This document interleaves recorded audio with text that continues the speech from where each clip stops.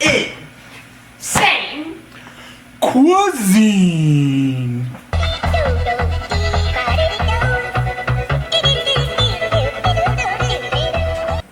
Hello everybody and welcome to another episode of In-Sayne Cuisine. As always, I'm your host, Robert Sayne.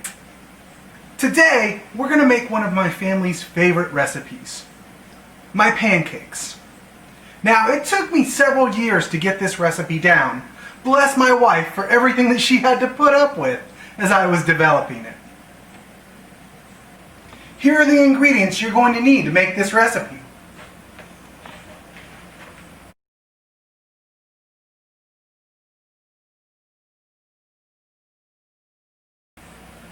You're going to need 2 cups of self-rising flour. Now I use self-rising flour just because it makes it a little bit easier. It's already got the baking powder and the salt in there. If you look at your screen, there's a conversion that you'll need if you're going to use regular flour with baking powder and salt.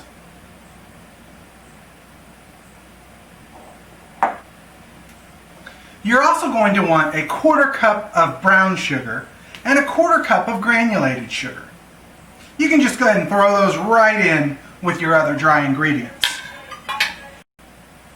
You're also going to want a teaspoon of vanilla. I prefer pure vanilla extract, but you can use imitation vanilla extract if you'd like. And 3 large eggs.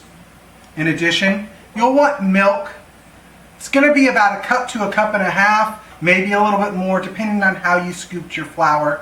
We just add the milk to consistency. Now just a real quick pro tip. I always use a 1/4 cup measuring cup to measure everything out. The reason why is I'm going to actually use this later for measuring my pancakes. So it saves a little bit of cleaning and just kind of makes things a little simpler. First thing that I did is I've added my brown sugar, my self-rising flour, and my granulated sugar together. I'm going to go ahead and whisk those together really well.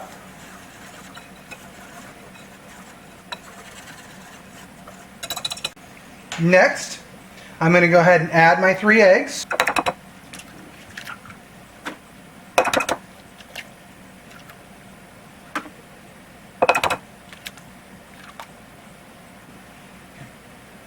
I'm also going to add my teaspoon of vanilla.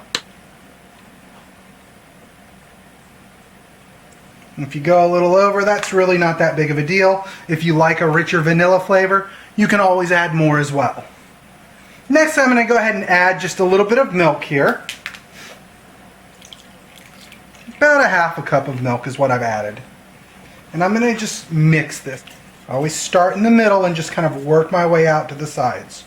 As it starts to get thicker, as I'm pushing out to the sides, I add just a little bit more milk.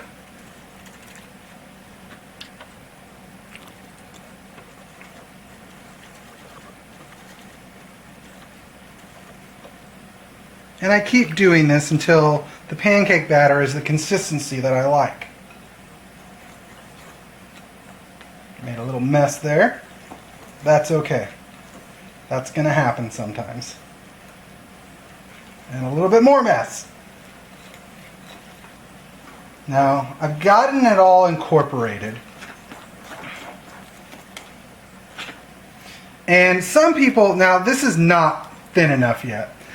Some people will tell you to not overmix pancake batter, that it's been shown to be fluffier if you leave it a little lumpy.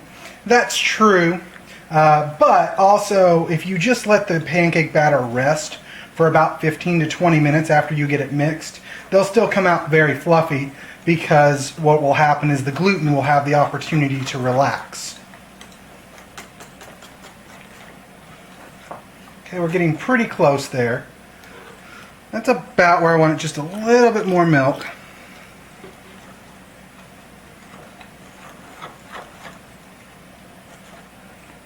That's about where I want the batter right there. It's thick enough that when I pull the whisk away, you can kind of see the peaks forming, but they instantly fall back into the batter.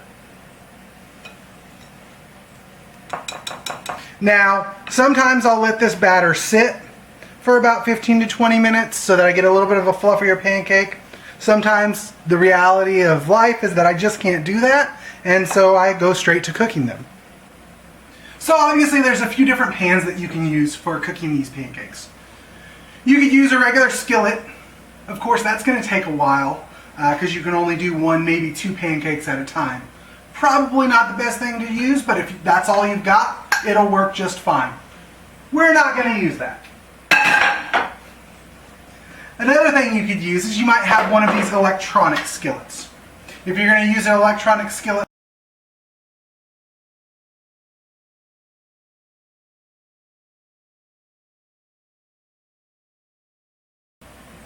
but we're not going to use that either.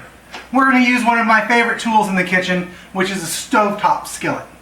I'm going to set this on about medium heat. Now I use gas, so I set one part at 5, one at 5.5. That's just kind of what I found works the best for my pancakes. So here we are, our pan's all nice and heated up. We just need to get it ready for cooking. What I'm going to do is I'm going to take my favorite cooking spray and just spray that down real quickly. You do not want a lot of oil on your pan for pancakes. So I'm going to spray that down, and then I'm actually going to take a paper towel and go back through and wipe that off so that I just have a very, very thin layer of oil on my pan. Now I'm ready to go ahead and add my pancake batter to the here. Now remember I told you to use that 1/4 cup measurer. This is what I'm going to use to make sure that my pancakes are all the same size. I'm just going to go ahead and just scoop some.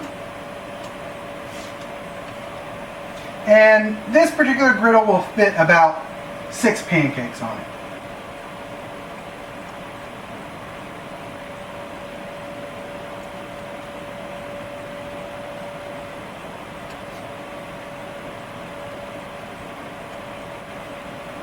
A little bit of spill there, that's okay. I'll get that later.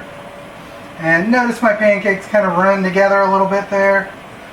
Again, not a huge deal, that does happen. So all I'm going to do is I'm just going to take my food turner and I'm just going to kind of let that cook for just a little bit, and then I'll take my food turner and just kind of cut a line there in the middle, and no problem at all, ready to go. So what I'm looking for when it's time to flip these is just for the bubbles to form and start to pop on the top of my pancakes. You'll notice they've already started to do that. We're going to give it just another minute or two, and then we will start flipping our pancakes. Okay, these look like they're about ready to go ahead and flip over. I'm going to go ahead and just kind of ease in there and flip this over.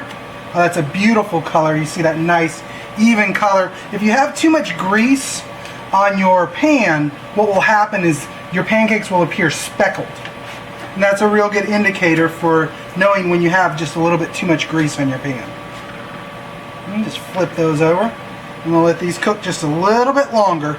Okay, these are looking pretty good. The way I can tell if they're ready is I just kind of push on them a little bit, and if they spring back, that's how I know that they're ready. Also, you can kind of look at the bottom and look at the color on there. That's a nice brown color. So I'm going to go ahead and take these off, and I'm going to put these on my plate.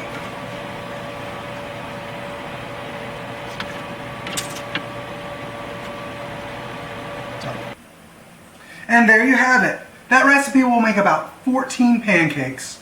I really hope you enjoy them, from my family to yours.